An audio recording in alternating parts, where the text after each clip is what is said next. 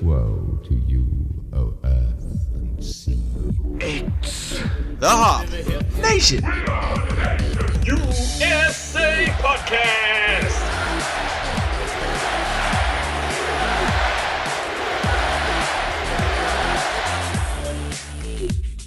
Welcome back, Hop Nation. This is episode 148 of the Hop Nation USA podcast. I am one of your hosts, Adam. With me is Steve, as always, although he is a bit out of his element right now because he has no soundboard in front of him. He has no knobs. He has no dials. He's a bit lost. But Steve, are you well? I may not have a soundboard in front of me, but I have definitely found a bunch of other toys to play with. Yes, as you can see from my video screen. And of course, since we are dealing with our social distancing, our staying at home policy and all that stuff, we are all in our separate layers. We're all in our bat caves, trying to do this as best as we can. Yay. Hurrah. Yes. But I'm here, Steve's here, and of course we are able to get our special guest. It is that time of year. Jason Cercone is on the show yet again for the WrestleMania special. Shit. Oh man, yeah. Like I said, I got toys. The fact that I've been hating wrestling more and more each week, I wonder if that's ever going to hinder my ability to appear on your guys' show, because I only get to be brought on when there's a major wrestling show, and I'm telling you, wrestling is terrible. So Yeah. we can always run with that angle as well of just why it's so terrible. I think we probably will in segment 2. Yeah, I would not discount that at all. Honestly, it is rough. It has nothing to do with the empty arenas, in my opinion. I mean, that's not helping, but I've got other thoughts on why I'm just hating wrestling these days. And we can certainly get into that. And unfortunately, we don't really have much of a beer theme right now. We aren't able to really coordinate that, but we got beers. We had one before we were did, yes. to stay home. And then everything went to hell. Yeah. But we do have some beers in front of us. So, Steve, what are you drinking on this episode? So I've actually got something that is a little controversial as of right now recording. Oh? Yes. I know where you're going. I wound up going to Grist house. Not the not the Millville location. I went to Collier, Where there are no lines. yeah, where there are no people. Well, I guess you've already broached the subject, and as we're sitting and recording, that happened today. I have to think they just weren't anticipating they were going to have that kind of a turnout for a seltzer. That's my guess. Yeah, that's my guess too. Like, because they've done other things to like keep the distancing, like keep it kind of normal. Is like as far as like Right. doing things outside. Mm-hmm. Is sanitizing a whole bunch of stuff. They like when I went to Collier, the guy that was serving me had gloves on. He was sanitizing the screen. Like they're taking good steps. It's just so many jackasses showed up for a seltzer, and then And were all the seltzers, was that something where you had to order ahead online and then pick it up, or was it just a free can release like in normal times? That's where the controversies come from. Is apparently they don't have any sort of online setup in place, and people showed up. And again, I don't think they were expecting that kind of hype for a seltzer, which, I mean, I would assume it's for, again, I hate seltzers, so this has been noted on my show and on probably many other videos, so I wouldn't care either way. But I'm sure if they're doing it, it's got some good spin on it, so people are going to be excited to try a good release from them. So, again, not that it's an excuse, because in the moment that we're living in, I feel like we can't trust everybody to listen to mandates. People are just going to go do what they want no matter what. They will always build a bigger idiot. yeah, even if you look at the photo that was posted online to show the line, somebody had their damn kid out. Oh, yeah. geez. Like, how bad is your FOMO that you got to drag your kid out to like this non-essential shitty seltzer release? Yeah, like so I'm drinking the morning, the morning feels that also came out same day, and like I said, I went to Collier, but I was also doing grocery shopping at the same time. Like So I you lumped are everything. already out and about. Yeah, I lumped everything into one trip, and I'm not like trying to fuck about. So Is that a technical term, Steve? yes. Okay, just making sure. Hey, Yins guys don't fuck about. So Jason, what are you drinking on for this episode? I'll tell you what. I am drinking a single hop IPA from Millworks in Harrisburg. I had passed through there about a month ago, so I picked up a mixed 6-pack. This is number 13, and it's made with Centennial hops. And it is freaking extraordinary, and I wish I would have picked up more because I am digging the hell out of this beer. And the whole 6-pack was fantastic, and I had got to experience Millworks one other time when I was in Harrisburg. So I wasn't going in blind. I knew a couple of the beers. I had not had this one on my first visit, and this is fantastic. This is easily the best one I've had from that 6-pack. I feel like, for solidarity's sake, with COVID-19, I'm drinking all my beers out of dirty glasses for the whole quarantine.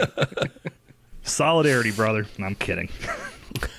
I don't know if that's better or worse than out of glasses that were wiped down with bleach wipes. Ugh. Adam? So for me, I'm actually on the Grist House train as well. I'm actually drinking the Paddler, a dessert sour, about 7.5% ABV. I'm also kind of going down the path, not quite the dirty glass mafia, but I am getting into all of my back catalog. My goal is to get rid of all the beers that I have in the beer fridge before I go out and buy more. I'm getting there, too. So I'm getting into the back of the shelves, things that I kind of forgot about. So, yeah, there's some stuff in there that I'm not going to want to drink, but I'm going to drink. I'm going to ask your guys' opinions and thoughts on what I should do with this, because as I am doing the exact same thing, I found a 16-ounce can of Rivertown Halakahiki with the old branding. Huh. I would not assume a Halakahiki ages well. No. Probably not. That beer has to be at least 2 years old. But is it At this really point. going to, like, fetch anything on the trade market? Does anybody want the old branding? Well, I wasn't planning on putting it out there for someone to come mule out of my house. Do I drink it or do I throw it up on the hill and see if it explodes? I don't know. I feel like actually the Halakahiki probably is okay. It's probably just going to be like really, really bland. We'll see. I say go for it. The worst thing that happens is you don't drink all of it. Well, Yeah. now that I've previewed it, we've got a segment 2 of this show. I might as well make this drink public. And I've silenced the audience. Yeah. Or silenced the other host. We're listening. Yeah, I'm waiting. No, I was done. I'll drink a 2-year-old Halakahiki. Oh, okay. That's what you're all just right. going to do for segment 2. I thought. Yeah. I thought you were going to lead something else in. No, I wasn't. This is easier when we're all in the same room. Exactly. Yeah, right. So the other thing that I'm a little bit upset about is, Jason, every time you come on the show, there's always something new. First time we had all the basic equipment. Second time around, we had new microphones and everything like that. This year, there's a new laptop that is not from the Bush presidency, and there's a new table here for everybody to sit on. So I'm kind of disappointed that for the WrestleMania show this year, you didn't get to experience all that. Man. It's very akin to you watching WrestleMania like there's no one else in the arena. So this podcast, there's no one else in the room with you. I'm just yelling at myself. It's only podcasters and wrestlers and UFC fighters that get to still do what they did originally. I say, and NASCAR drivers, they get to go out on their simulators as well. That's about it. Yeah. Everybody else is sitting at home picking their noses. Did they bring back Bill Elliott yet? No, his kid's running, though. What about some of the Andretti brothers? No, they died. All of them? Well, the one did. Yeah, I knew the one did. I thought I thought all the I thought that was Andrettis the only were. one. I think Yeah. we're getting off track here. Yeah. No, no, this is all relevant. So yes, excuse me, my bad.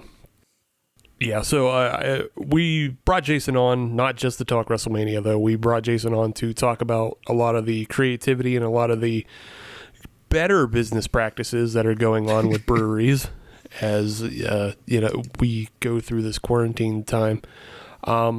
I just wanted to start and just ask you quickly, Jason. Recently, Virginia said they were going to go till June 10th. Is that something do you think PA's preparing for? And do you have an inside track? Because I know you're close with a lot of business breweries. Are people preparing for June 10th, even though it hasn't been said? I would have to think yes. I mean, we're not thinking like this is going to just be instantly solved on May 1st. I think you really have to be thinking long term. I mean, the official plans, it's hard to say because we keep getting new information every day. So I'm sure that everybody's just planning to roll with their business practices as they are right now and doing everything they can to keep getting beer out there and stay relevant and stay in front of people. But I would say for the long term, if people aren't planning for June or even beyond, they really should be, because I think that we were talking before we started here, there's going to be a mad rush for people to get out and about when they can finally leave their house. But that's not going to be an instantaneous thing. It's going to take some time.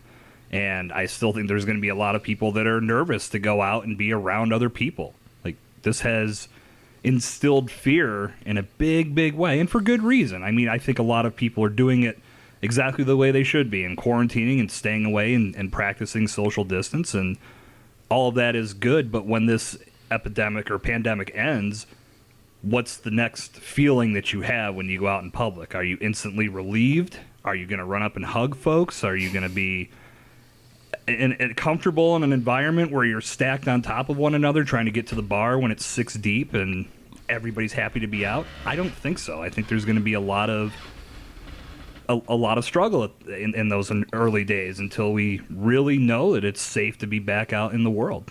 So I think everybody has to have that thought in mind as they plan out their next few months. And I wonder if there's going to be any official word of maybe coming back with a reduced capacity at restaurants and breweries and things like that. Instead of going from 0 to 100, maybe just, hey, you can have 50 people in here instead of your normal 150 or something like that. Right. I could totally foresee that, just to start dipping the toes in. I think that people are going to be happy that that's even a possibility, because right now, Christ, like on Sunday, I was thinking, I want to go golf by myself in an open area where I won't be around anybody, and I'm not even allowed to do that. That sucks. So I think there's going to be that feeling of freedom again. Mm-hmm. But at the same time, we still have to think for the long term and make sure that we're out of the woods so this doesn't continue to be something like, if we have to go backwards, think of how awful that would be if we okay, we're good, guys, let's start getting life back to normal, and then another outbreak hits. Fuck. And we're right back where we started. Oh, God. That's that's going to be worse. Way worse. I've been saying it for the last few weeks. This is like the plot of a really bad Will Smith movie, and then it's AKA a Will Smith movie. It's just, I feel like this is the type of story that he would star in and just butcher. Yeah, unfortunately, I think they've already been talking about how they're looking at the fall as a possible rebound of an increase in cases again.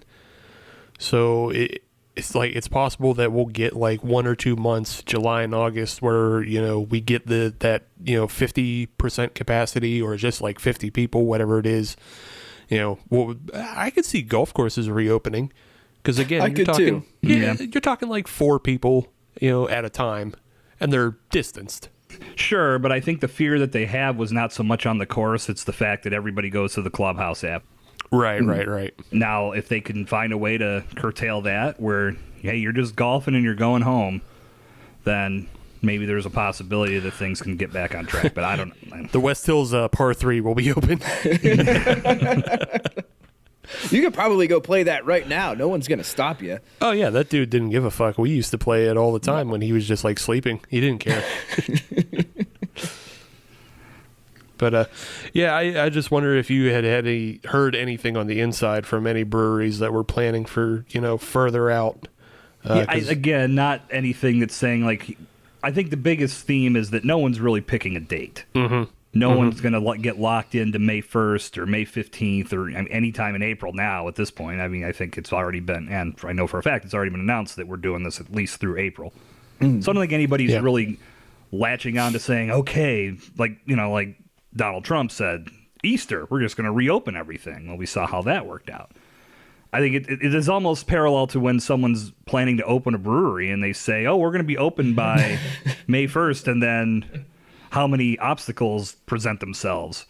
So I get it. Like, they're probably just playing it very cautiously and doing whatever they can now, and then when they get the word that they can get back to normal, then they'll make those moves. I will say the one thing that if there is a silver lining to all of this, is that there's a lot better of a web presence and a social media presence of 100%. trying to get, in with your customers, trying to connect with them, say, hey, these are the avenues that you have. A lot of the online ordering, I'll guarantee you half the breweries out there had nothing when this all started in terms of online ordering and things like that. But now that that's established, there's no reason to go back. That should all just stay in place and make things easier for everybody. Well, yes and no. I mean, I think that for sure, the breweries that already had a strong digital presence are feeling the good effects of having that presence at this point, because it wasn't as hard to get established and get their word out there.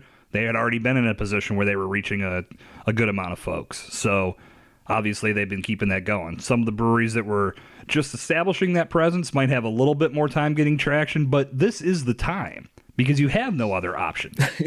So you have nothing else to do. No, I mean, this is the time to get very creative with your social media and think of ways that you can connect with people, whether it be through live videos or virtual tastings, virtual happy hours. Whatever you decide to do, just be there for your people. Don't be trying to hardcore sell them on things. Like, just be that third space that they're used to, but do it in a digital capacity. And Adam, you'd mentioned... Oh, I'm sorry, go ahead. I was just going to say, I think at this point, we're the only people who haven't hosted a live happy hour on Zoom. They are plentiful. They're fun as hell, too. I mean, I have to say, given what... I think what makes it so fun is that we're all so used to not talking to anybody right now. When you actually get into any type of environment where you can talk to people again, it's freaking fun. It is. Yeah. So, I'm having a blast with you guys right now, and usually I don't have much fun at all. So this is fantastic. But, Adam, you were mentioning about the online ordering. I think that to a degree, you'll probably see a lot of that stay in place. This had come up on the Fueled by Hops community about the home delivery and things like that. And I think right now, breweries are doing these things because they have to. At the end of the day, the profit center is getting them into the tap room for food, for beer, for merchandise, for overall brand loyalty and building that trust. It's all done inside those four walls. So the things that you do on the exterior will help draw them in. So always offering a system or a service where you're going to deliver the beer at home defeats the purpose to a degree. So I think there's going to be some element of being able to, like, if anything, for the can releases, I think there's some times where you can use a system like that and be more organized and know who's coming, know how much stock you're going to have.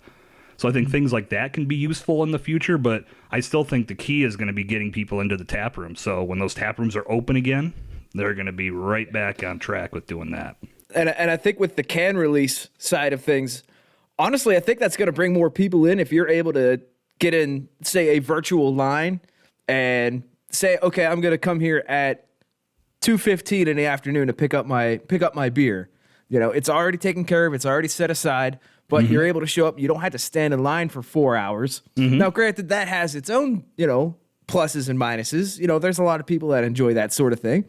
I would be on the former there. I would want to be the guy that orders and says, I'll be there like I'm picking up my dinner or something. Exactly, yeah.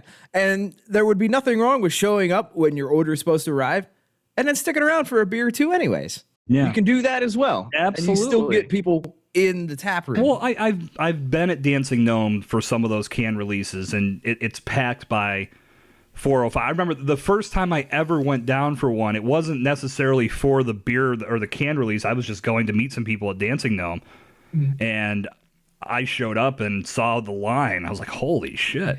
But what I noticed was everybody got their cans and then came inside. So everybody had their cases sitting next to them, but they were drinking whatever was on tap while they were there too. So there's that double-edged sword of, if you create a system where people just come and pick up their beer and leave, you lose that in-house profit. Right. So I think they're going to be very careful about how they utilize that. Right.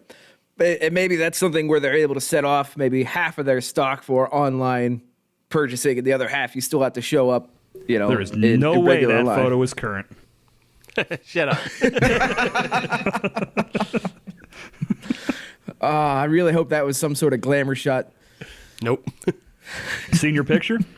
Nope. That's just the work profile. That's how I sell myself on the internet. For your job at Toys R Us in 1992? I was 10. I was still just going to Toys R Us then.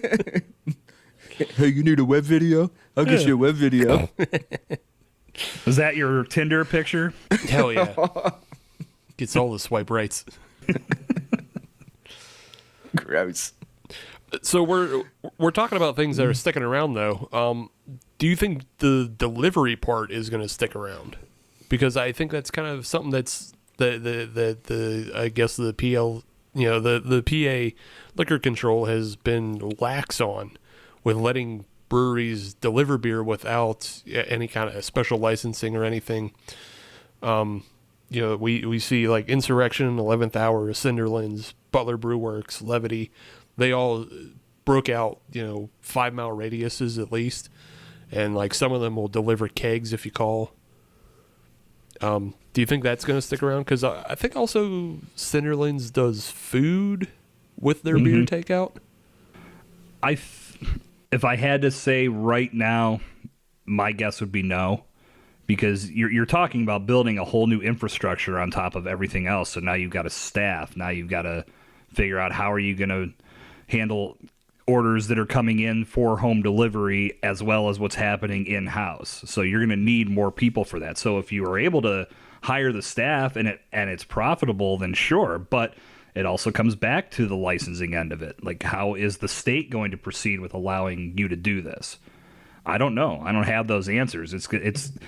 I'll be interested to see if that sticks around, but I go back to what I said before. I think the idea is to get people to come to your tap room, but if your tap room is closed, you have to pivot and you have to do what you can to stay operational. So these breweries are running on skeleton crews and they're doing whatever they can to get that beer out, because if they don't, they're going to dump it. So they have to find homes for it. So that means that throwing it in the car and delivering it to somebody's house, yeah, right now that's a pretty good alternative to dumping it down the drain. So again, right now you're seeing everybody work very creatively to make things come together, but when we get back to whatever normal is going forward, I think the object is going to be to get people to come in and see you.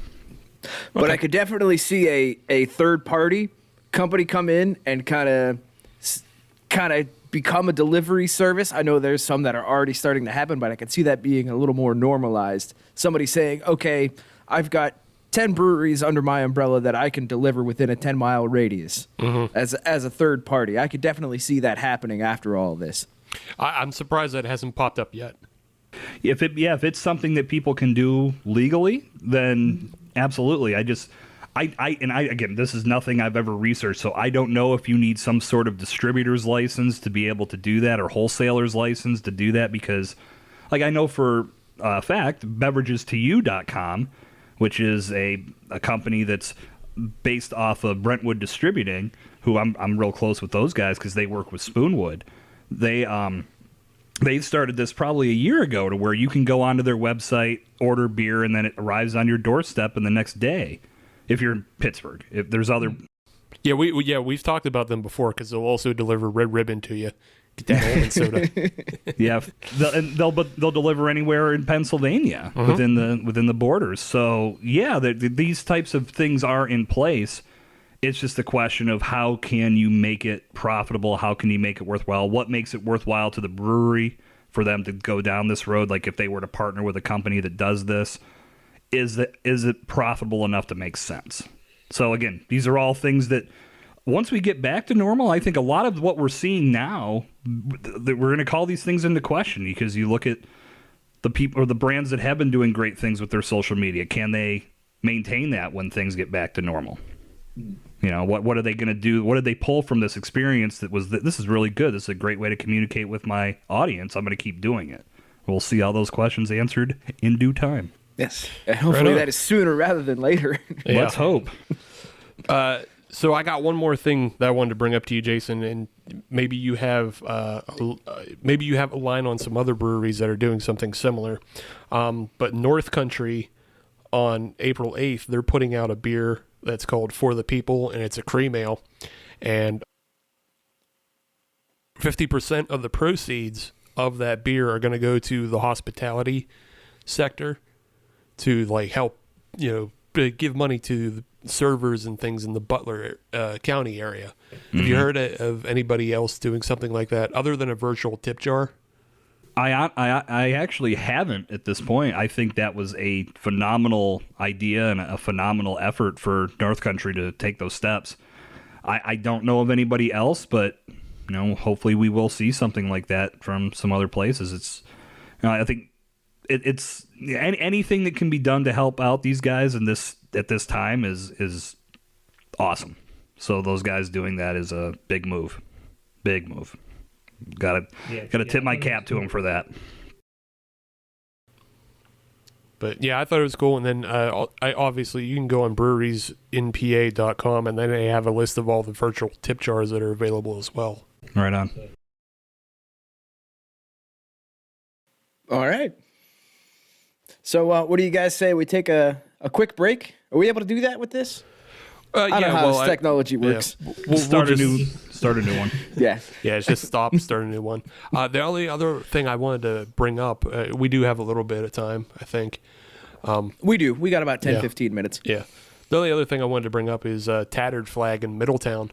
They're a brewery, but they're also a distillery, and they're getting in on the making hand sanitizer game. Yeah. A lot of distilleries have been doing that. I think that's great as well. Anything that can be done to help out. But yeah, I just wanted to give them a shout out because I read about them doing that, and I don't know. I think Wiggle maybe.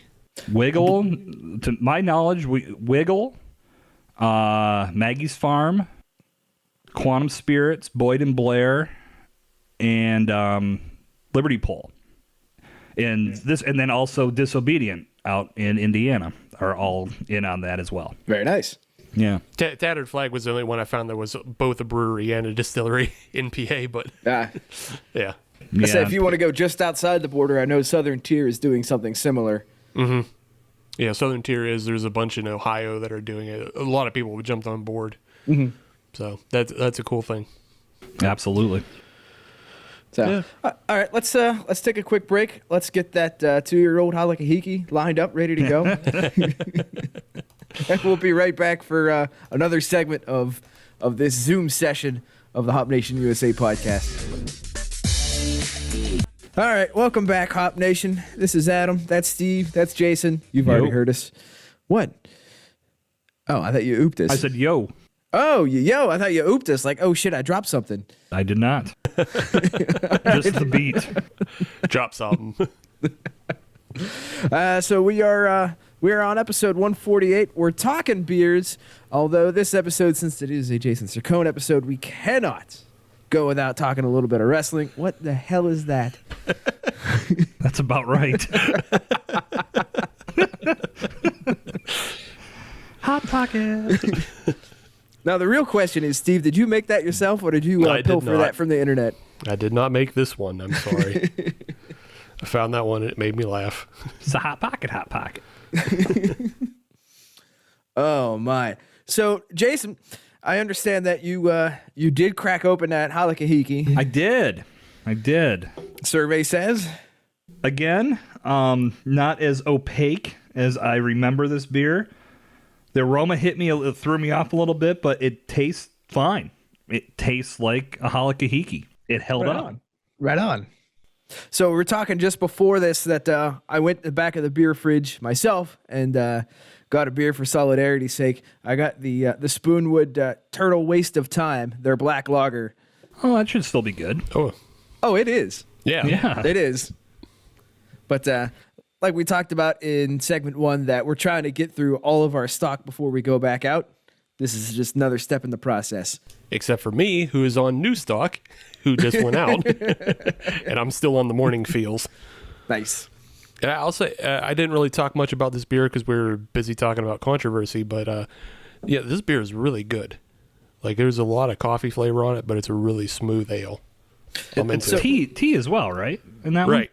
Yeah, it's like a roasted chestnut tea. So it's very roasty and like nutty. It's good. Did they say where the coffee came from? Which grinder? Which roaster? The coffee comes from Allegheny Coffee and Tea Exchange. Okay, well, that makes and sense. the tea comes from Griffin's Tea. No idea where that's from. It's all Pittsburgh area. Yeah, they're local. Right. Oh, okay. I'll admit I'm not a tea guy, so I'm not up on my teas. But coffee beans, vanilla, milk, sugar, raw wheat, and tea. Right on. Sounds like a pretty good combination. It does. It really is. It's nice and smooth, and it's like got a good mouthfeel to it. Right on. So, Steve, I understand we got to talk wrestling, and this is where I'm officially out of my depths. I mean, you had time to catch up. It's not like it's hard to catch up. They're replaying every damn match. You say that, but I really didn't. How about you, Jason? Have you been? I know you've been getting more into AEW. Have you tuned in for WWE at all? I had like a 3 to 4 month layoff of WWE where I didn't watch anything other than going on the network and watching old stuff. I didn't watch Raw, I didn't watch SmackDown, and I didn't watch any pay-per-views until the Royal Rumble. And I watched the Royal Rumble, and I felt like I missed nothing. It was like I just picked right up where I left off. And then when the Royal Rumble ended, I said, all right, well, I'll see you for WrestleMania. And I have tuned in to a couple of the Raws, a couple of the SmackDowns, and that was before they had to go empty arena. And my God, were they bad. Just bad. I think my opinions and viewpoints have been skewed because I've always been a big Jim Cornette fan. And lately I've really been getting into his podcasts, especially when he started doing the reviews of AEW. And I should say, I'm not just going to say that AEW is the greatest thing either. Like, they've got some flaws. You may have seen Matt Hardy teleport on their fucking show last week. Come on. Like, that was just abysmal. So not saying that, oh, everything's great because these guys are around. I think wrestling in general has just gone through this complete transformation. It's nothing like it was when I feel like it was at its best, and that was in the Attitude Era from, 96 until about 2004, around that time. That's when McMahon started changing the product and making it less sports-based. And, I mean, they always had that element of gaudy entertainment, but now it's just so scripted and so overproduced that nobody seems like themselves anymore. I just have checked that. I honestly, this is the first year I was actually saying I may not watch WrestleMania. I've been watching wrestling since I was 6, and I've never missed a WrestleMania, and I was contemplating skipping it altogether because I was just so turned off by everything. I mean, this has been my take. There's a couple ways to look at this, and I'm probably in the minority, but they keep putting the spotlight on all these guys in their 50s. Your Undertakers, your Brock Lesnar. I don't think Brock Lesnar's in his 50s, but he's old. Damn close. But he's not of this new crop. Like your Seth Rollins and your Roman Reigns and your Bray Wyatts, things like that. Goldberg coming back and flattening Bray Wyatt out. You keep putting the emphasis on these guys, it just exemplifies that nobody in this current crop is that good when those guys were in their prime. Because you have to keep turning to these older guys. Stop drawing cocks on your... trying to make a point here about wrestling that no one watches. I'm drawing a title belt. Oh. You got to get out of the house more. We all do. But my point is, there's all of this glorification of these older guys, and everybody loves nostalgia. But think back to when wrestling was at its peak, like that period I said earlier. Did they have Bruno Sammartino coming back and taking down Stone Cold Steve Austin? No. No. The only analog to that is Ric Flair. That's but it. Ric Flair's in a completely different category. But he was period. an active wrestler through the whole thing. Right, and he's only one. He's only one guy compared to like the tons that they keep bringing back. But there also wasn't a break for him, and he wasn't part-time. Like, Ric Flair was there. So I can't lump him into that same conversation. But to me, you take all element of surprise away. Like, what? No, I was just saying that, like, I agree, like, but I'm just saying the closest thing you had was Ric Flair. Oh, right. But at the same time, I look at this as they have overproduced and overscripted and given these guys all of their lines, and everything is so formulaic that it's practically impossible to watch it and get surprised by something. Because that was always wrestling's draw, was there was that suspension of disbelief where something may happen and you'd go, holy shit, like that wasn't supposed to happen. But you don't get that at all anymore. You know you're just watching a produced program where everything was scripted. So you can't suspend your disbelief. You just know you're going into it and it's a produced show. And to me, that's just brutal and hard to watch because it's not entertaining. If it were at least entertaining, I may give them some slack, but it's not. Yeah, and it's been that way, like, ever since they brought back The Rock to face CM Punk. Everybody knew what the end of that match was. Mm-hmm. Like, that was awful. That was your last, I think that was the last period with any one guy that brought a level of excitement and suspense to it. Like, you didn't know what, like, Punk came out and you weren't sure what he was going to say, and you actually believed that he was shooting on the mic every time. It just, you don't have, like, every guy that comes out now, you know they're just reading something they were handed by a shitty writer a couple hours beforehand. You're not going to have that pipe bomb moment that Punk had in Vegas. Yeah, exactly. It's just everything is a script. And I mean, you can the evidence of this is not only in what you see on the product, but all these guys that have jumped over to AEW have all gone on Chris Jericho's podcast and said the exact same thing. Mm-hmm. Brody Lee just did it. Matt Hardy just did it. Moxley did it when he first moved over. So I was on Cornette's podcast the other day, and I don't remember who he was quoting, but I think it was CM Punk that had said this. The biggest problem with them is that everything could be better. They have the technology, the money, the ability, the talent. They have the ability to make this a great product. They just choose not to because Vince McMahon is embarrassed to say that he's in the wrestling business. He's never thought of it as that. That was why the term sports entertainment became a thing. Mm-hmm. So it's, as a guy that's been watching wrestling, I think that's why AEW was appealing to me and why I was very excited for it.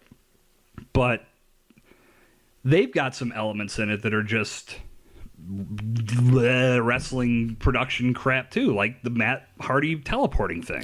So I'm not familiar with that. What exactly happened with the Matt Hardy teleportation? Because if anybody's going to teleport, it's got to be Matt Hardy. Well, yeah, but why does it looks so stupid, and you could tell it wasn't real, and again, you know it's not real. You know this is something that's scripted, but you're watching it and you're suspending your disbelief for a minute, saying that maybe this is something that wasn't supposed to happen. I said that before. They have an empty arena like WWE does, and Matt Hardy was making his in-arena debut, or he debuted the week before he was going to have a face-to-face with Chris Jericho, and it started with Chris Jericho in the ring, and then it had Matt Hardy up in the rafters. And then all of a sudden, Matt Hardy was in the mezzanine section. And then all of a sudden, Matt Hardy was in the VIP section, and then he was over here, and then he was down at ringside. Like and the announcers had to sell it as, oh my God, did this just happen? It's like, no, it didn't just happen. So it almost looked like they just sort of snipped some film out. Oh yeah, it was bad transitions. Oh wow. Yeah, and I've learned later that they did it the first time they did it. It wasn't good to the point where they couldn't even do it or use it. They had to reshoot it during the show because apparently that empty arena that they're using, the Khans who own AEW, own the building, and it doesn't have a roof. So they couldn't shoot it during the day because of the light. So they had to wait for it to be dark again, which is they ran a pre-recorded match during the show and reshot it. Oh, which explains why some of the editing was clunky because they had to whip it together in like half an hour. And it's at some point, I wish somebody would just said, like, let's scrap it. Why don't you just come out from the back? Yeah. Like You've got enough normal. talent. You can make this work. Sell it with your ability to cut a promo because it's Jericho and Hardy. They can both do it. Right. Mm-hmm. And it was just terrible. And that's the thing. It's like I've been wondering, like, is it because I'm 40 now that I just don't dig this like I used to, and I'm too critical of it because I'm older? I don't think that's it, because you probably would have hit that at like 25. You'd think, Right? Yeah. Like, it's just one of those things that, call it a guilty pleasure, call it a pleasure. It's just one of those things that I've always enjoyed watching. The stories have always hooked me, but like I said, the last couple of years and even more recently, the last couple months have just been, it's been very easy to not watch. Mm-hmm. So that's pretty much where I've been with it. So what is going on with this 2-day WrestleMania? Obviously, there's other things going on, but what the hell are they doing with Well, that? this is the thing. They're doing whatever they can. They're no different than anybody else. Right. Me personally, I looked at it as like, why are you forcing this? Like, it seems like a lot of it is just going to be tossed together. You got guys like, you had Roman Reigns, who was supposed to win the title from Goldberg, say, I'm not going to participate. This guy's fought off leukemia twice. I don't blame him for saying I don't feel comfortable. Mm-hmm. So they're going to give it to Strowman. So you're making these adjustments to your storyline because you're too stubborn to say, we're going to save our really big show for the summer. Right. But now they're doing it. But I heard how long it's going to be. Remember, did you watch WrestleMania last year, either of you guys? I did, yeah. What was it, like 6 or 7 hours when you count the pre-show? It was like a day of work. I'm just like, fucking A. Gonna have to have a lunch break. When it went past midnight and they hadn't even done the women's match yet, I'm like, oh my God, I'm so tired. I want to go to freaking bed. Dude, that is pretty good for just whipping it together on the spot here. Yeah. Credit Anyway. where credit is due. Yeah, for our audio listeners that aren't seeing the videos, the whole time I've been talking, Steve has not been listening and drawing a title belt. No, with I've a totally hopping. been listening. It's just I agree with you, like with everything you're saying. Like it's too overproduced. The only thing I'd say is there's two guys that can deliver a promo right now, and that's Seth Rollins and Kevin Owens. Mm-hmm. That I mean, other than the Undertaker, because obviously he's been around. I saw the Undertaker's promo the other night, and it was really good. I saw it on Twitter, and I said, okay, here's more proof that cutting a promo is a dead art because you've got a guy from the previous generation showing how you should be able to do it, but no one else can because they're not teaching anybody to deliver the way he does. So WrestleMania was 6 or 7 hours last year. They split it up over 2 days. It's all going to be pre-recorded. The total time in, hour or 2 hour pre-shows before each night, it's going to be over 8 hours. That's a full, like you said, that's a full day's work. Like, oh my God, yeah. Like, because it's after every match, there's some kind of commercial. Mm-hmm. They have to spend so much time plugging their networks, plugging their social media. I'll tell you what, the one thing I've always given them credit for, and I still believe this, their production value is through the roof. That's always going to be stellar. Their documentaries are great. And I was always in the camp that they do the best documentaries, and I just started watching Dark Side of the Ring. And now I'm with them. Because those stories are freaking ridiculous. If either guys watch... I have not watched that yet. That's Vice, though, right? Yeah. So, yeah, they're pretty used to doing documentary stuff. So Yeah, oh man, those are some good stories. I mean, and they really delve into the effed up side of wrestling. And like I was watching the Benoit one. They did a whole 2-hour series on the Benoit. Oh, that had to be a roller coaster. I remember I texted my sister. I was like, I've loved this since I was like 6, and I wonder why sometimes. Just hearing all the fucked upness behind that whole story. I was just like, I mean, I like glorified these guys as such great people and so fun to watch. And many of them are, but some of them behind the scenes. Like last night was on New Jack. that dude's a psychopath. Oh my dude! If you watch this, I can't believe he got booked after a couple of these situations. It was just crazy. He stabbed the guy in the ring, for Christ's sake. Stabbed him. Pulled a knife out, stabbed him. The brick killed a guy. that escalated quickly. Like, they got him to admit that he tried to kill Vic Grimes when he threw him at that ECW show. And I swear to God, I never saw that footage until last night, and I almost jumped out of the chair when he threw him off the scaffold. I was like, oh my God, like that was one of those things where you were like, that didn't just happen. Because the way he bounced, he hit a table and then he hit off the top rope, bounced, and came back into the ring. I'm like, he's dead. I can't believe he's not. And I can't believe this guy got work after that. Oh man! But those are the kind of things, I guess, at this point in my life with wrestling, I like hearing all these old stories and all the craziness behind them. Like, I guess like the season's also going to have a story about Owen Hart and his death. The first season, I went back and watched that. There is the story about Bruiser Brody getting murdered and Macho Man and Elizabeth. They're crazy. So is this the first season for this documentary series? Just started the second. Yep. All right. Yeah, I'm gonna have to go check that out because if it's as crazy as it sounds. If you've got Hulu, you can pull up the first season on demand. Okay. If you search, you can find it on YouTube, I think. Don't quote me on that. Okay. Yeah, I'll have to find it some way, somehow. Boy, I will say, doing all of this, me and my buddy were talking about starting a wrestling podcast. I know this has been talked about before. And I've always felt like, well, I don't know the industry well enough to do it.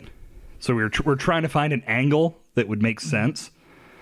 We're still kicking it around, but I feel like this is what the show would be. Just bitching. Bitching. Isn't that half of being a wrestling fan in the first place? It's a valid point. It's a valid point. Yeah, there's so many, like, we have a number of podcasts that we follow, and they're just all bitching and cranky. And it's just like, Yeah. I don't know if I can get behind that. But yeah, but let's be honest, we bitch and moan about beer on here a lot too. So for sure, that's what happens when you're a fan of something. You're gonna find something to bitch about. Yeah. Oh yeah.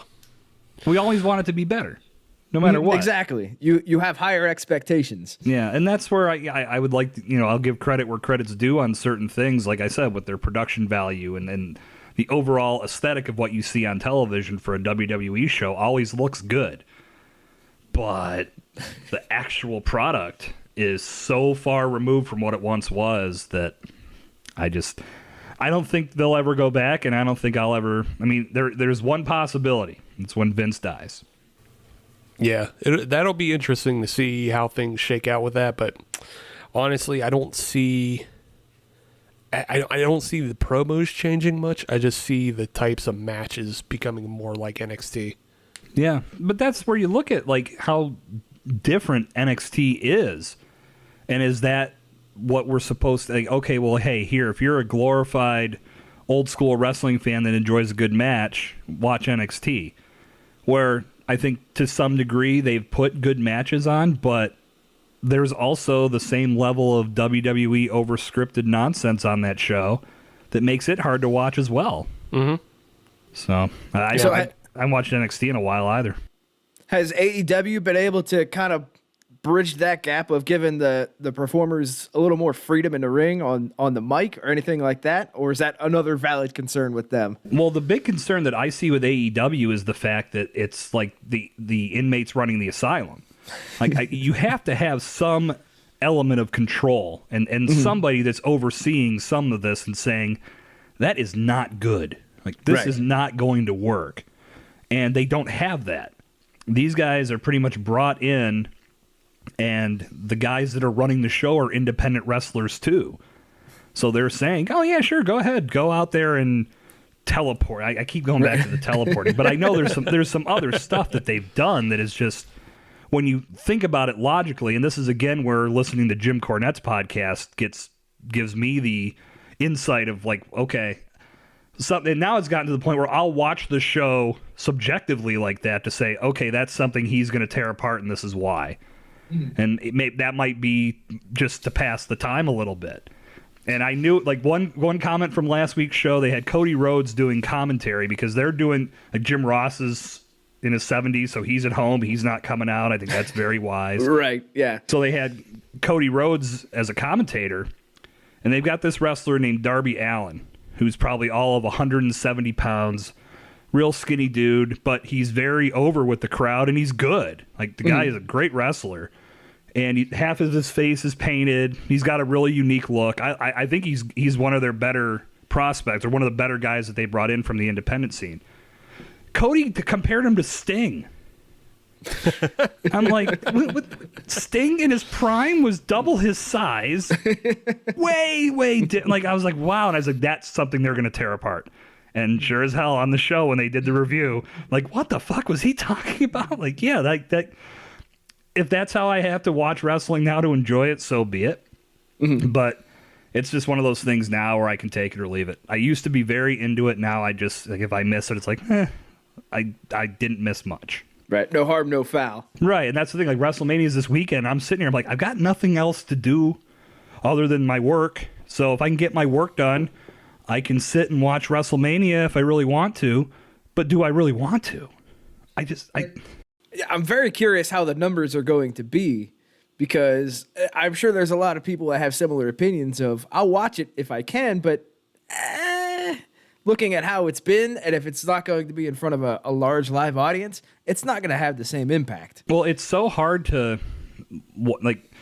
not watch it at home, because and I'll say this. This is like I learned this because I used to get together with my buddies and we'd watch WrestleMania. We'd make a day out of it, especially when the network came out, because we'd watch old clips from like, okay, what WrestleMania do you want to watch, and we'll pull up a match or two. Right. And just drink some beers and barbecue and it would be a great day. But it was also over at a reasonable time. Because we're adults and we have to work in the morning. Well, then the last time I was with my buddy James Evans. We were watching it at his house, and we spent the day drinking and stuff, and then it started, and it just kept going, and it kept going. And it was the night when Undertaker lost to Roman Reigns. And I'm sitting there, and I'm like, all right, this is a moment that I definitely want to see, because we thought that was it. Like, Undertaker was going to walk off, and that was the end of it. Mm. So I'm watching, and I'm watching, and I'm watching, and then I look at the clock. I'm like, holy fuck, it's like 1:45. We've been watching this shit, this show, since 5. And so, like, it's like, okay, if I at least do that at home, I can go, all right, I'm just going to roll into bed now. I had to drive 45 minutes home from his house after that. It's like, good Lord, I sound like a real old person, not willing to stay up past Matlock, but... that's totally valid, because I think the last time it was like a reasonable length was 30. Right. Like 30 was a reasonable length WrestleMania, and then they just kept over bloating it. Yeah. Because every year they had to bring back 3 or 4, because the Undertaker has to have his match and Brock Lesnar has to have his match, and you just get these overbloated WrestleManias that just, oh my God, you like watch. Well, you know what's funny though? This is the thing though. Every match has to be a spectacle. If you go back and look at some of the WrestleMania cards from the 80s and 90s, those cards were 12, 13, 14 matches, every one of them. Mm-hmm. They were not 8-hour shows. I mean, some of those matches were a couple minutes. Some of them were blow-offs. Some of them were squashes. They were able to move on in a 3-hour window and still give you everything you wanted to see. Mm-hmm. But now it's not just about what's happening, because WrestleMania used to be the card where you got what you wanted. All of the payoff. Yeah, exactly. All the big storylines that they built to, they blew them off at WrestleMania and then started over on Raw the next day. It was like the season finale. Yeah. Now it's all about pushing the network and pushing the storylines. And, hey, look at how good our producers are at making content packages. And here's a recap of this feud, and you've already seen it 4 times on the pre-show, but we're going to show you again now. Like, that's what that is now. Like, they have to be constantly plugging everything because they're trying to get our money at every juncture. They can't get it through the pay-per-view revenue anymore. When they would sell WrestleMania for $65, they already had our money. So it would be terrible if they would have spent that time advertising, because, well, we already gave you our money. Why do we need to see ads? Now they've already got our $10 a month, but they want to keep it. So they have to use this time to plug why you should be a network subscriber, especially all those people that come in and they're on their 30-day free trial. So it's a totally different thing now. It's or no all the longer... people that are at a WrestleMania party that, they don't subscribe or anything like that, but that's how they try to hook them that those people get in on it as well. I wonder how... this year is an exception because this year is so goofy and they're splitting it up over 2 nights, but I wonder how big of a thing a WrestleMania party is anymore, because you have to live your Monday. So unless you're taking Monday off, you're up till 12:30 with just the show. Mm-hmm. So if you're throwing the party, you got to clean up. If you're at the party, you got to drive home. So I don't know. I wonder if it's a thing. I mean, I look at the Super Bowl the same way. They don't start the goddamn game until 6:30, and then there's the freaking halftime show, and everything's a big production. We used to have a big Super Bowl party at my friend's house, and we all stopped going because the year it ended for me was I had to get my daughter home. I left at the fourth quarter when the Falcons were up on the Patriots 28-3. It's like, well, I'll get home in time to see the celebration. I got home in time to see the Patriots sell. I'm like, what the hell did I miss? Missed the greatest Super Bowl comeback ever because it was too late to keep staying out. So yeah, it's that might be just an age thing with us where we don't care that much about our entertainment to like devote our time. Yeah. You know, I think they're hoping like younger generations are kind of eased in like frogs in the boiling pots, where they're already used to an 8-hour WrestleMania, where we're not. We're just like, fuck that. I got to go to sleep. I got to go to work. Yeah, maybe. Well, but it's the thing. But I think if their audience is a younger generation of kids, which to many degrees in this PG era it has been, or it is, then all of these kids most likely have to go to bed before they get to the main event of WrestleMania. Yeah, or their parents are saying, all right, you can stay up, but you're going to be real tired tomorrow. I mean, I know my parents used to do that for big like sporting events. My parents would let me stay up once in a while, but you got to be thinking about the next day. That's why I've always that's why I like that AEW does their pay-per-views on a Saturday. Yeah, that is another nice thing about them. Yeah. Mm-hmm. Well, the other thing is back in the day, you didn't have the internet to go see all the highlights and get the recaps and everything instantaneously. Also true. Nowadays, within 2 minutes of a match being over, you go on R² Circle and it's already there. Yeah. And you can get that information right away. Well, I was actually, the last AEW pay-per-view, I was in a hotel room in Philly, and I was, for whatever reason, I didn't want to pull the trigger on spending an extra $50 to get this pay-per-view, because I was in the room, I was like, yeah, I'm going to go down to the pool and swim instead. And I went down to the pool, and it was closed because somebody puked in it. So I lost my pool I was so pissed. I was beyond pissed, because the whole time I was there, the pool ended up being closed. Story for another day. But well, I went back to the room, and then I kicked the idea around again. I'm like, oh, it's already started now. Screw it. And I just jumped on the internet and followed it as the results poured in. Right. And I got enough from because I can't remember the site that I pulled this off of, but I had done it for their first pay-per-view as well. They give you detailed results and detailed match happenings, so you watched it. Mm-hmm. I was like, well, I just saved $50 because end of the day, my life didn't really change much by not watching this. Right, and I'm sure you're still able to see the highlights, so you don't have to go through a 2-minute hold, or somebody rolling around outside of the ring and stuff like that. Makes things much more condensed. So I'm surprised that they're not, kind of catering to that a little bit.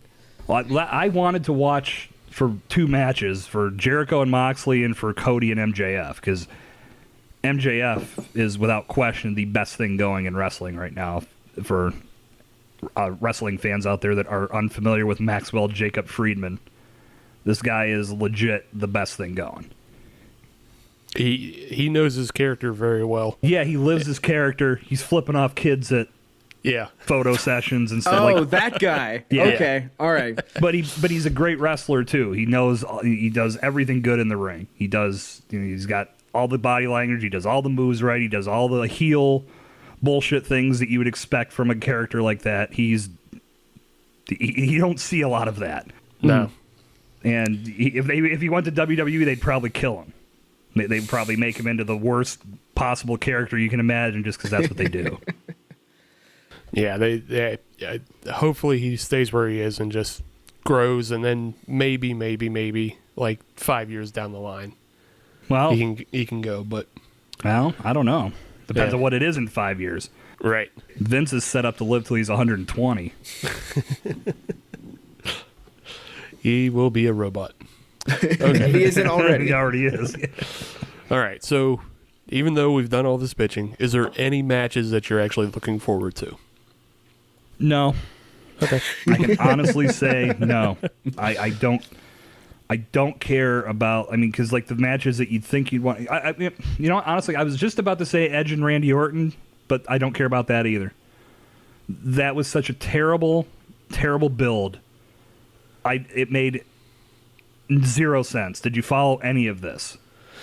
I followed it. I kind of liked it. The reason that he took Edge out is he tells Beth Phoenix that he took him out because he felt that if he was in an actual wrestling match, that would be what hurt him. So he took him out himself so he wouldn't get hurt in the wrestling match. What kind of logic is that? I don't know. I think it was like the logic is that he wanted to be the one to do it and not, just like some other rando. And then the funniest thing, I'll tell you what, this is something you have to follow if you don't already. WWE Creative-ish on Twitter. Oh, yeah. It's hilarious. The best Twitter account for wrestling out there. And when MVP came out and was going to start a stable and he wanted Edge to join, and Edge came out, and to get back at Randy Orton for giving the RKO to his wife, he gives a concerto to MVP. And that was the tweet from Creative-ish. It was like, that'll teach that'll teach Randy Orton to give Beth Phoenix an RKO. Yeah, right? So like I was dying. I'm like, that's exactly right. Like that right there is the synopsis of this whole illogical storyline. None of it makes sense. And these guys have wrestled 100 times when I was in my teens. I don't need to see it again when I'm 40. Well, that's the other thing. Why is MVP relevant at all? Why is he back? I think it just for fun. I don't know. Like he just came back for the Royal Rumble just for a little bit. He wanted an official retirement match, and he got it the next night. Yeah. And now he's just hanging around. But then they wrote him. Well, no, they wrote him off by having Edge kill him. Yeah, that's true. Well, I just, Undertaker, AJ might be the one that I'd say, okay, I would like to see this, but again, I don't want to lean back on what I said earlier about these guys emphasizing the veterans. I don't think it provides any value to the new guys. I think it actually hurts the current product because people just can't get invested in these new guys because they know a veteran from the 2000s is going to come in and flatten them. How many times have we seen Goldberg just come in and flatten a guy in the middle of a big run? It's terrible. Yeah, they've killed so many stars or people that should be stars with some guy that from in his 50s. You can't believe it. Like Jericho brought up a good point about Goldberg and saying that he is a big money draw, and I don't disagree. But if you put more emphasis into building the stars of tomorrow today versus relying on the stars of yesterday, you wouldn't have that problem to deal with, because then you could say Roman Reigns is my big money star right now. Think about when wrestling was at its height. You had The Rock, you had Austin, you had The Undertaker, you had Triple H, you had Mick Foley. You had this list of guys at the top of the card that could carry it, where you didn't have to lean on a veteran from the older days to come in and carry it and draw money. Right. When did they lose their ability to develop stars that can carry the card? I don't have the answer to that. I mean, to me, it's because they keep going back to the well, but eventually the well's going to be dead. And then what do you do? I think it's because one, kept going back to the well, and two, because they just put all their eggs in one basket in John Cena. Yeah. Because you had other guys, because around the same time, you still had Edge and Kurt Angle and Ray, but all those guys left for one reason or another, and they didn't replace them. Yeah. And they had all the time in the world to do it. They had the Shield, which they have built, but they also had Punk. Punk could have been that next Cena if they would have treated him like he was that guy. They treated him like shit. I don't blame him for leaving at all. I don't blame him for not wanting to come back. Yeah. I just think it sucks that what we got from him was such a small sample of what it could be, because when he was at his height, they could have kept him there for a while. But what'd they do? They brought The Rock in. Yeah. And again, he's a draw. He's one of my all-time favorites. Nothing against The Rock, but again, you bring these guys in, and it sacrifices the continuing development of your current stars. they have to keep taking a back seat and putting over these guys that are already established and only there for a part-time paycheck. That sucks, and that's never going to get anybody invested in these guys again. No. So then you have the problems of today.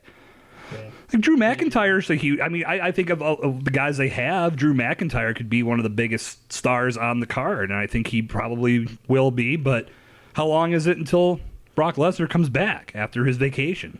Yeah. Takes him down. Or how long is it until Goldberg beats McIntyre? You know? So, yeah, that's the unfortunate thing. Well, I am interested in the Undertaker AJ match just because I think it's a pre-taped thing and they're doing something weird with it. Yeah, So- Boneyard or whatever. Yeah, it could be a goofy gimmick. It could be interesting in some way. But Becky Lynch, Shayna Baszler might not be bad. yeah, I think that might actually be the main event for Saturday. Yeah. That would make sense to me. Honestly, Yeah. Charlotte Rhea Ripley might not be bad. It's like the women's matches are the ones at the top that I would want to watch. Yeah, I think that one, the Rhea Ripley Charlotte match, is actually going to be one of the best wrestled matches. Mm-hmm. Just And I 'cause know. can't. No, go ahead. I was going to say, I just can't think of anybody that has a good pair up other than Drew and Brock. Yeah. Of like people that can work well together. Kevin Owens and Seth Rollins would be a good match, but Yeah. not invested in it really. Yeah, that was. I don't know. Yeah, I don't. I'm sorry. Go ahead. I was gonna say I think they should have just binned the whole thing and then just make SummerSlam an absolute blowout. They Yes. could have had that's a golden opportunity for them to even raise that pay-per-view as well to an even higher status. Just say, you know what, WrestleMania, it ain't happening this year. Just like everything else in the world, we're going to SummerSlam and we're going all in on that. Yep. That's the thing. It's and on top of all of it, it's this empty arena. It just feels so much like practice. Like this is what they're doing when they're in practice. This is not something that I mean, it's. I felt the same way about when they announced that they were going to potentially do the NCAA tournament in front of no crowd. Mm-hmm. You know, No it's one's gonna care. no. I mean, it's just that the players draw off that emotion in the arena. When you're watching it on television, you get more into it when the crowd is into it, and you're pulled a certain way. You might not even have any skin in the game on what team you want to win, but you can get more into a good game when you got the crowd reaction paired with it. Watching that on TV, that's like going to the park and just watching a few guys play 3-on-3 shirts and skins. Like there was just no difference there. Yeah. From like a production standpoint, like with basketball, you need the crowd because the game is unpredictable. So you need them to live react. If you're watching regular television, people will throw in a music bed to kind of cue you to how you're supposed to feel. So I've been wondering these past couple of weeks if they're going to use any kind of music cues or anything to cover up this dead silence to help you along. Because I feel like that's the production angle they should go with because they know how the match is going to go. Yeah. So they can throw in maybe some sort of music bed or something. I don't know. It's just something I thought about, but They could just use Machine Gun Kelly and our, and Flo Rida. Oh God, I definitely won't be watching that. No, turn I off. I agree with you. I think there has to be something, but like you look at AEW's first empty arena, they actually put some of the wrestlers at ringside. There was some noise. These guys were just carrying on and making it so it wasn't like it was just complete dead air. They got in trouble for that by the state of Florida, apparently, because when you had all those guys in a confined area. You get your announcers in there, you get the people in the ring, and then you get your production crew. All of a sudden, you're over your 10 people in a gathering place right now. So they had Even to if pull that back on place that is last huge. week. What's that? I said even if that place is huge. Yeah, but that's the thing. That I think it's in one room, and yes, they're all spread out. They weren't on top of one another, but it's a different world right now, and that's the thing. Yeah. That's what I'm saying. Like, I'm not going to give these guys shit because they have to do it in an empty arena. That's just the world we're in right now. Right. But it's just if that product was good in front of an audience and then they could translate it over to an empty arena, I think I'd be into it more. But the product in front of the crowd has been so brutal and so hard to watch. You take the fans out of it, oh, God, it just drags it right down to the very bottom of television right now. Yeah. Well, I think, I guess we'll see. And I'm sure we'll all have our comments next week as, WrestleMania is wrapped up and we've been able to watch it for 4 days. That's what it's going to feel like. Yeah. For the end of the episode, though, I wanted to do something different since we can't do the podium. I wanted to try something a little different, though, to kind of maybe rank our beers in some way. Is there any beer that somebody was drinking tonight that you would want to trade for from what you were drinking? No. Okay. I will trade you my Halakahiki for one of the morning feels. Is that what you're saying? Yeah. It's just like, is there was somebody drinking something tonight that you're more interested in than what you were drinking? Well, I've had Halakahiki a million times. I've never had morning feels, so I would absolutely make that trade. Right on. I'm going to stick with my Paddler. Yeah, I didn't think that's a Adam no doubter. You're not getting my single hop Centennial. That beer was You know what? fire, man. I'm not even going to start that fight. I'm okay with that. Well, I knew you weren't going to jump in on Yeah, that. I didn't think Adam was going to trade for either tea or IPA. So Yeah. In other news, water is wet. All right. Well, if you want to find us on social media, all you have to do is search Hop Nation USA. And that'll get you Twitter, Instagram, and Facebook. And if you want to listen to brand new episodes of the Hop Nation USA podcast every Friday, as you should, then search Hop Nation USA on your favorite podcatcher. And now YouTube, as we continue to do these videos. And we'll have some video element up for you. But if you're on any of those platforms, leave a 5-star review because We are a 6-star show, but they only let us gather in groups of 5. And that's a bigger crime than Goldberg beating Bray Wyatt. I commend you guys on keeping the weekly streak going. Thank you. COVID-19. We would it's like been to a thank struggle, you for I'll coming admit. Yes. Sure. Yeah. Find me at Jason Cercone, Twitter, Instagram, Facebook. Phasing out the Breaking Brews social media because I can't keep up with all of it, so I decided just to do my name. Right on. The sign of a true professional. I didn't have to prompt them to plug. I've been on this rodeo a few times, my friend. Yeah.